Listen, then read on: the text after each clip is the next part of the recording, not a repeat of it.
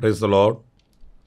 ప్రభు అయిన యేసుక్రీస్తు నామంలో మీ అందరికీ మా హోసన్నా మినిస్ట్రీస్ తరపున హృదయపూర్వకమైన వందనాలు తెలియపరుస్తున్నాను. ఈ దినమంతా విశేషమైన కృప నా దేవుడు మీకు అనుగ్రహించునుగాక. ప్రియులారా, పరిశుద్ధ గ్రంథంలో ఈ రోజున 61వ కీర్తన 2వ చరణాన్ని నేను చదువుతున్నాను. నా ప్రాణము తల్లడిల్లగా బూదిగంతముల నుండి నీకు మొరపెట్టుచున్నాను. నేను ఎక్కలేనంత ఎత్తైన కొండపైకి నన్ను ఎక్కించుము. పురిలారా, చూడండి ఈ వాక్య భాగంలో నేను ఎక్కలేనంత ఎత్తైన కొండపైకి నన్ను ఎక్కించుము అనే ఆశ ఈ దైవజనుని హృదయంలో మనం చూస్తూ ఉన్నాము. అంటే ఆయన ప్రాణము తల్లడిల్లగా ఆయన ప్రభు సన్నిధిలో మొరపెట్టుకుంటున్నాడు. వాస్తవానికి ఏదైనా శోధనలు, శ్రమలు, ఇబ్బందులు మనకు కలిగినప్పుడు ఆధ్యాత్మికంగా మనం కృంగిపోవడం, దిగజారిపోవడం,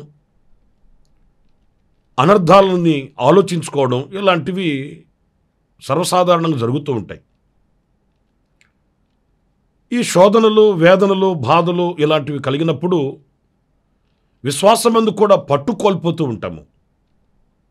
కానీ ఈ దైవజనులలో ఉన్న విశేషత ఏంటంటే ఆయన ప్రాణము తల్లడిల్లిపోతుందట. అంటే దేని చేతనో ఆయన కృంగిపోతున్నాడు. కానీ ఆ స్థితిలో ఒక ఉన్నతమైన స్థానానికి వెళ్ళాలని కోరికను ప్రత్యక్షపరుస్తున్నాడు. ఇది చాలా విశేషమైనదండి.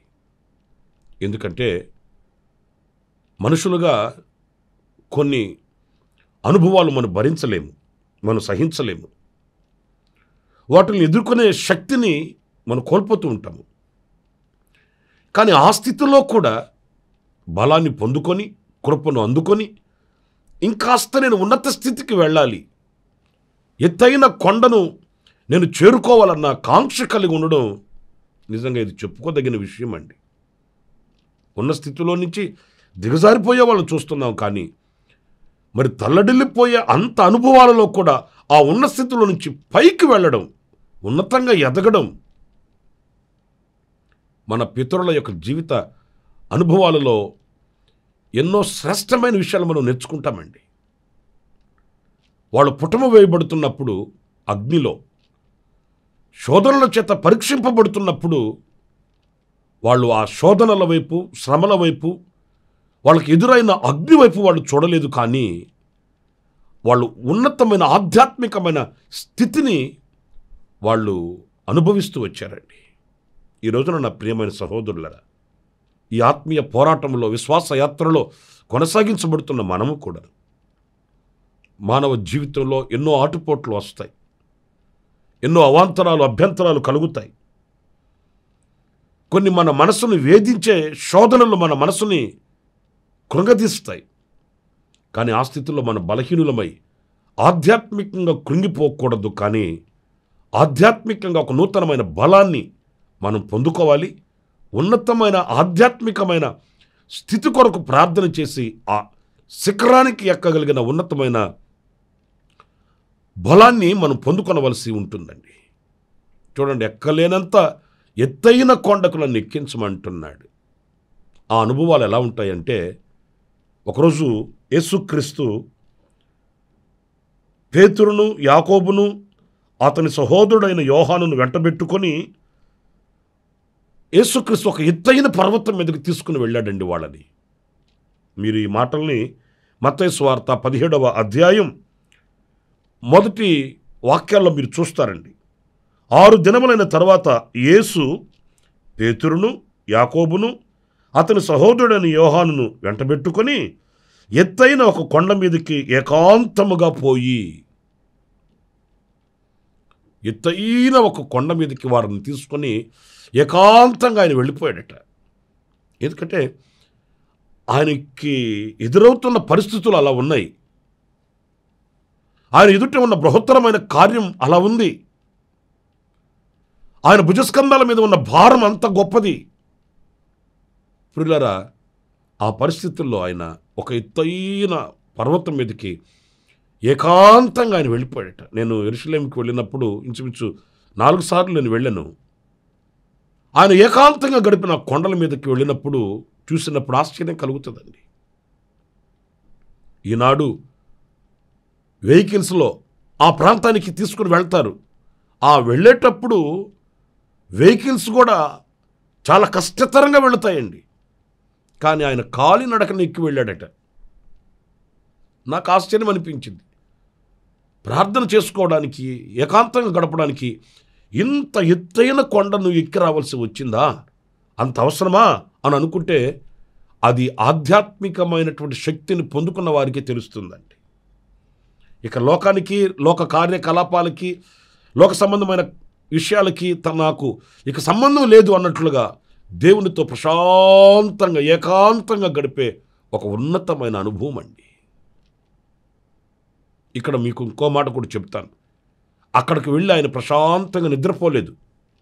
అక్కడికి వెళ్ళి ఆయన వారి ఎదుట రూపాంతరము పొందెను.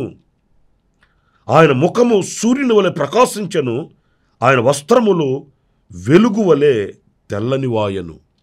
ప్రియులారా, చూశారండి, ఆ ఎత్తైన అనుభవం ఏం చూపిస్తుందంటే రూపాంతరపు అనుభవం. ఆయన ముఖము సూర్యుని వలె ప్రకాశిస్తుంది. ఆయన వస్త్రములు వెలుగు వలె ప్రకాశిస్తున్నాయి.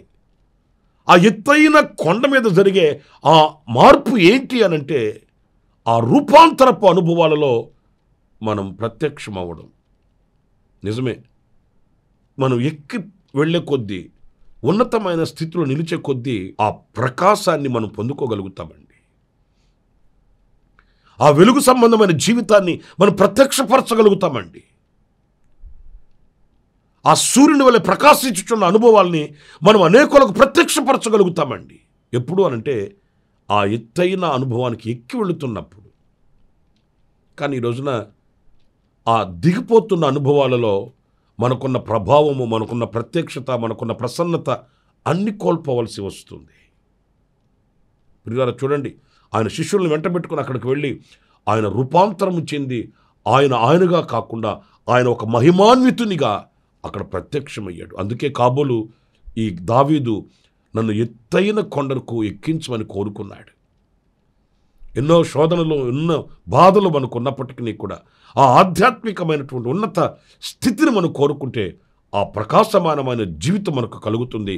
ఆ యొక్క ప్రసన్నత మనకి కలిగిన వారమై ఉండగలుగుతామనే విషయాన్ని ఈ వాక్యం మనకు తెలియపరుస్తుంది. ఇంకొక మాట, ప్రకటన గ్రంథం 21వ అధ్యాయం 10వ వాక్యాన్ని నేను చదువుతున్నానండి.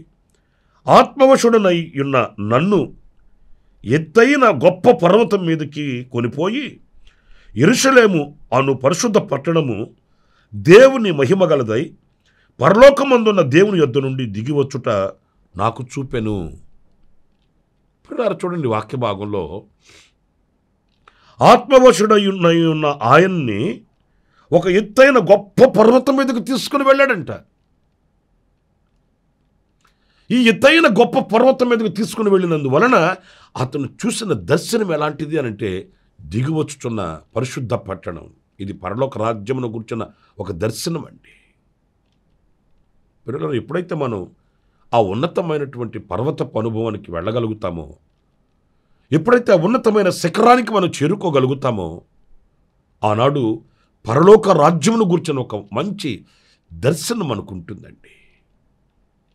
ఈ లోక సంబంధంగా ఉన్న వ్యక్తులకి పరలోక రాజ్యమును గురించిన దర్శనం ఉండదండి. వాళ్ళు ఏమంటారంటే, ఏమోలేండి, ఎవరు చూశారేంటో, సచ్చిన తర్వాత తక్కిడో బిక్కుడో అంటారండి. ఈ లోక సంబంధమైనవి వాళ్ళకి ఘనముగా కనిపిస్తాయి. కానీ ఆత్మ సంబంధమైన వ్యక్తికి, ఒక పర్వత అనుభవాల్లో ఉన్న వ్యక్తికి, ఎత్తైన శిఖరానికి ఎక్కిన వ్యక్తికి స్పష్టంగా కనబడుతుంది పరలోక రాజ్య దర్శనం. ఆ దర్శనం ఎంతో శ్రేష్టమైనది. పిల్లలు, ఈ లోకంలో మనం ఇలాంటి దర్శనం కలిగి ఉండాలండి. ఈ దర్శనం మనల్ని ఎన్నడూ కూడా విడిచిపెట్టకూడదు, విడనాడకూడదు, తోలనాడకూడదు, మనకు మరుగవకూడదండి. ఎప్పుడు ఆ దర్శనం చేత మనం ప్రభు రాకడ కొరకు వేచి చూడాలి. మనల్ని మనం పరిశుద్ధపరచుకోవాలి, మనల్ని మనం సిద్ధపరచుకోవాలి. ఆ పరలోక దర్శనం మనకు ఆనందాన్ని ఇస్తుంది, బలమనిస్తుంది. అంతేకాదు, సిద్ధపడే ఆ వివేకాన్ని మనకు అనుగ్రహిస్తుందనే విషయాన్ని మర్చిపోకూడదండి. కనుక లోకంలో ఎన్ని ఆటుపోటులు, ఎన్ని అభ్యంతరాలు మనకు ఎదురైనప్పటికీ ఎక్కి వెళ్ళాలి అనే ఆశ కలిగి మనం ముందుకు సాగుదాము. ఆ రీతిగానే ఎక్కి వెళ్ళిన అనుభవాలలో రూపాంతరపు అనుభవం కనిపిస్తుంది, పరలోకపు దర్శనపు అనుభవాలు మనకు కనిపిస్తున్నాయి. ఇలాంటి దర్శనం, ఇలాంటి అనుభవాలు కలిగి ముందుకు సాగుదాం. అలాంటి కృప ప్రభు మనందరికీ అనుగ్రహించునుగాక. ఆమేన్. తలలు వంచండి, చిన్న ప్రార్థన చేసుకుందాం. కృపా సత్య సంపూర్ణుడా, జీవాధిపతి అయిన ప్రభువా, మీకు వందనాలు చెల్లిస్తున్నాను నాయన. ఆనాడు మా పితరుడైన దావీదు పలికినట్లు, నేను ఎక్కలేనంత ఎత్తైన కొండపైకి నన్ను ఎక్కించమని కోరుకున్నాడు. ఆ ఎక్కిన శిఖరపు అనుభవాలలో రూపాంతరము చెంది ఒక ప్రకాశమానమైన బ్రతుకు ఉంటుందని, పరలోక దర్శనము కలుగుతుందని, ఆ రీతిగా జీవించడానికి ప్రభువా మీరు మాకు కృపను అనుగ్రహించారు. మమ్మల్ని ఇంకను మీరు చేపట్టి నడిపించి ఆశీర్వదించండి, ఆధ్యాత్మికమైన బలమును ప్రసాదించండి. ఎదురవుతున్న ప్రతిదీ కూడా ప్రభువా మమ్మల్ని కృంగదీసేవి కాకుండా మేము ఇంకా ఆ స్థితిలో ఆధ్యాత్మికంగా బలపరచబడి ఒక శిఖరానికి ఎక్కే అనుభవాలకి రావడానికి మీరు మాకు కృపను అనుగ్రహించి నడిపించమని, ఇదిగో ఈవేళ ఎందరైతే శోధనల చేత, బాధల చేత కొట్టుమిట్టులాడుతున్నారో వారికి ఈ యొక్క వర్తమానం ఊరట కలిగించినట్లు, నిరీక్షణను కలిగించినట్లు, విశ్వాసాన్ని కలిగించినట్లుగా సహాయం చేయండి, బలపరచండి. మీరు మేము ఏకమగు వరకు మీ కృప సంపత్తిని బట్టి మీరు మమ్మల్ని దృష్టించి నడిపించమని మమ్మల్ని మీ చేతులకు సమర్పించుకుంటూ యేసు ప్రశస్త నామములో ప్రార్థన చేసి వేడుకొనుచున్నాను తండ్రి. ఆమేన్, ఆమేన్. ప్రభు మిమ్మల్ని ఆశీర్వదించి దీవించునుగాక. ఈ దినమంత విశేషమైన కృప నా దేవుడు మీకు అనుగ్రహించునుగాక. అలాగే ఎవరైనా జన్మదిన శుభవేడుకలు జరుపుకుంటూ ఉంటే నా దేవుడు నిండు ఆయుష్ను, ఆరోగ్యాన్ని, క్షేమాన్ని సమృద్ధిగా మీకు అనుగ్రహించునుగాక. శ్రమలలో ఉన్నవానికి ఆయన తోడై, నీడై, కృపనిచ్చి, విడుదలిచ్చి కాపాడునుగాక. ఆమేన్. ప్రతి దినము ఈ అనుదిన కృపాను సందేశాల కొరకు, ఇంకా మరిన్ని ఆత్మ సంబంధమైన సందేశాల కొరకు ఈ మా యూట్యూబ్ ఛానల్ ని సబ్స్క్రైబ్ చేసుకోండి. Pastor Ramesh, ministries.